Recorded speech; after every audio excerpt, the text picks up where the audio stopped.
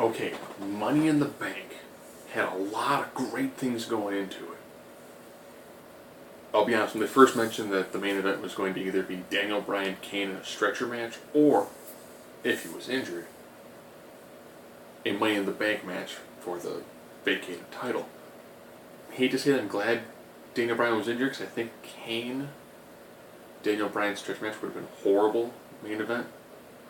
But we'll get through this one. Kane Wyatt. Ridiculously great opener.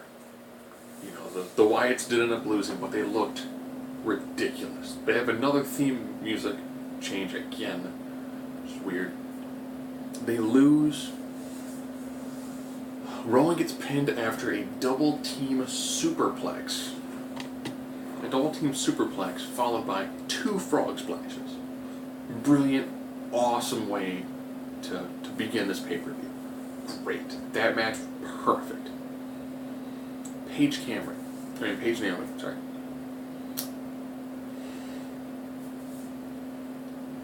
This match had moments where I couldn't tell if they planned to make a mistake or it was just, it kind of happened because they got too excited. It had moments where it was a solid match, other moments where it was just horrible to watch. The match that Naomi and Paige had on main event a couple weeks ago was far superior to this pay-per-view match. Far, far superior. They tried to show how athletic Naomi was, but she did these really bizarre spots. The match just didn't feel very cohesive. It had some moments that were pretty good. You know, when they both did their collar and elbow roll to the outside of the ring. You know, when they both did what looked kind of like a botch. First superplex off the top rope. They fell to the outside, both got it at 9. Some of the spots were pretty good. The constant reversals of the pins just looked poor. You could tell they weren't gelling as they were going from the motions. The chain wrestling was just slightly off. Finish, Paige retained. Okay.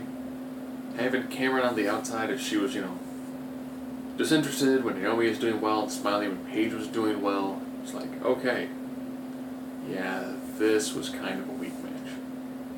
Paul revered Damien Sandow, the person who won Money in the Bank not that long ago and then lost to a one-armed John Cena. Took on Adam Rose.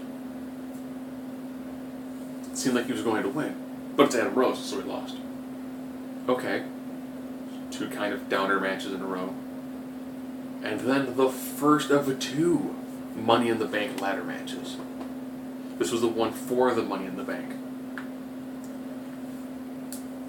Wow, these guys put their bodies on the line. It had everything. It had superplexes off near the top of the ladder. It had power bombs off of someone who was from the ladder, so Swagger was like this, putting Rob Van Dam down. It looked like it would be in the equivalent of almost like a top rope power bomb. Just great. Spots where they put a ladder. So you had your ladder here. They put a ladder into it, so it's on the top rope. Backdropping Seth Rollins on it. So he hits the ladder, bounces. Ladder slides out. Seth hits it again, rolls off, hits his head on the other ladder. I mean, just ridiculous. Great story between Ambrose and Rollins. This was a almost perfect ladder match. Right amount of spots, right amount of rest times for people. Just great. Crowd white hot for it. So like Ambrose was going to win, Kane comes down. Kane attacks Ambrose, helps Rollins wins. Now you know that the moment that happens, it entirely ruins your main event. Because you pretty much know Kane is going to spend the whole main event helping out Randy Orton. Alright? So, awesome match. Ending did kind of affect how I felt going into the main event. I already kind of knew they were going to probably do that from the way SmackDown ended, but driving the point home that, oh hey, we're going to do this. It's going to be a team of 2 people versus 6 other singles. And I was like, even I think, Bray Wyatt got injured by Swagger, so he wasn't in the. No, Wade Barrett got injured. Sorry, I switched the initials around. So Wade Barrett got injured, so he wasn't going to be in the main event. So it was like, all right, so now we know the main event is going to be the odds stacked against everyone else because Orton now has Kane on his team. Okay. But we're not there yet. Big E took on Rusev. Their last pay-per-view match was good. You have two big, fast, strong guys who put on a great match. This second match, wow. I mean, you can tell those two gel so well in the ring, it's not even funny. With Rusev still getting the victory, but it was a very, very hard-fought victory. I mean, this is one of those ones where Big E came out looking fantastic. Rusev came out looking still like a monster, but a beatable monster. But great match, great story. You know, I say the Money in the Bank ladder match was awesome. The Usos match was awesome. That match was awesome. So far, not a bad pay-per-view.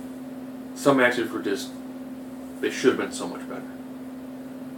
Goldust and Stardust versus Ryback. Ryback now has kind of matching trunks. These two teams, great chemistry. Of course, the team of Goldust and Stardust is going to get the victory, but great chemistry. You know, their last match was like 4 minutes long on Raw. This match, great back and forth. Show that these two teams work well. Ryback is a very solid heel tag team. They know how to work. They've got good chemistry. The Dust Brothers now, brilliant. Just brilliant. Solid match work. Told a great story. Layla Summer Rae with Fandango. I will say this is going to get on as a legendary pay-per-view. Beyond having the main event have the WWE World Heavyweight Championship hanging above the ring in the Money in the Bank style match, you had 2 Divas matches and 2 tag matches. You must never have that happen. So the Summer Rae Layla with Fandango was a special guest referee match. This was a good... The story into it actually worked. I do have one big pet peeve. They constantly use what happens on Total Divas to help make the Divas matches. Summer Rae and Fandango had a date that went horrible. I mean, it was a horrible date. You know, I mean, they had to point, well, when it came time to try to seal the deal, they didn't have any chemistry. And they did like a whole episode to them not having chemistry. But their characters dated for a long time. So they showed them on Total Divas not having chemistry, but the storyline is they had a lot of chemistry. Their match was decent. Summer Rae can put on a much better match, Layla can put on a much better match, but this one was hampered by the weird, well, I love him, no, I love him sort of storyline, with Layla getting the victory. Okay, not bad, decent match. I would say, that match shouldn't have been anywhere near close, the Divas Championship match, but seeing how those two just could not gel, that match was actually, for how limited the storyline was, it's a decent match. And now we're at our big main event. I think they've blown through all the really cool spots in the previous Money in the Bank ladder match. The end sequence. So begin climbing the ladder, they get stopped by somebody, the person stopping them would hit a finisher, rinse and repeat. Until everyone hit a finisher for one person, John Cena. Orton is climbing the ladder, I think during one of the times when Roman Reigns was hitting his head, was hitting Reigns' head against the ladder, I think he split him open. Because all of a sudden you see Orton just got blood running down his face, running down the back of his head. He looks at the camera and smiles, and just the crimson mask, I was like, man. Busted open the hard way, they're not having Raw at the ring, they're not cutting to something else, that's pretty good. I was hoping to see something like that. So of course Kane helps him pretty much the entire match. It comes down to Kane is holding the ladder for Orton. The only person who had him to finish it this time is John Cena. John Cena, AA on Kane, AA on Orton, climbs the top, and he's now 15-time world champion. He's not fully cemented himself. I think he's now like 1 or 2 away from tying or surpassing Ric Flair. He is already number 2 on the list. It's Flair, Cena, H, then Orton. At this point in time, I think Triple H needs to come back. He needs to beat John Cena for the title. He needs to drop the title to Daniel Bryan, beat Daniel Bryan, get the title back, drop it to somebody else, beat that person, to just surpass John Cena. John Cena's going to pretty soon, since his career is going to go for a couple more years, he will be the person to have held the titles. He'll have the most amount of title reigns. Now we'll have to start going from most amount of title reigns to most amount of days per time of holding titles. But, opening, awesome. Had some matches that were just kind of meh. That main event match, just, you could tell the crowd was white hot for certain people. Certain people. And Bray Wyatt seemed like it was a crowd white hot. Cesaro, white hot. Reigns, white hot. Orton, lukewarm. Cena, lukewarm. And so he put the title again on John Cena. And I was like, ugh. Which means Monday I'll start watching Raw at about like 8:15, 8:30ish. This is supposed to start at 7. So I can cut through the John Cena, champ is here, like 8-minute long promo.